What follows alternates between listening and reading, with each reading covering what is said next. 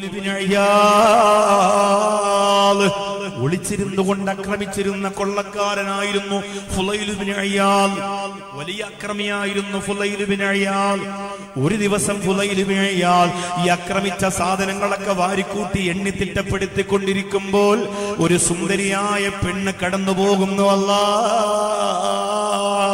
കാണാൻ അഴകുള്ള മൊഞ്ചുള്ള ഭംഗിയുള്ള അതീവ സുന്ദരിയായ ഒരു പെണ്ണ് നടന്നു പോകുന്നത് കാണുമ്പോ ഫുളൈൽ ഇബ്നു ഇയാദ് റളിയല്ലാഹു അൻഹു, പിൽക്കാലത്ത് ഹിദായത്തിന്റെ പേമാരി കിട്ടിയ ഫുളൈൽ ഇബ്നു ഇയാദ് ആ സുന്ദരിയായ പെണ്ണിന്റെ പിന്നാലെ നടന്ന് ചെല്ലുകയാണ്. ഒരു വീട്ടിന്റെ അകത്തേക്ക് ആ പെണ്ണ് കിടന്നപ്പോ ഫുളൈൽ ഇബ്നു ഇയാദ് അകത്ത് കിടന്നിട്ട് വാതിലടയ്ക്കുകയാണ്.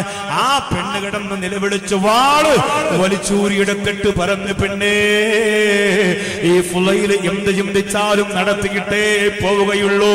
ഇന്നീ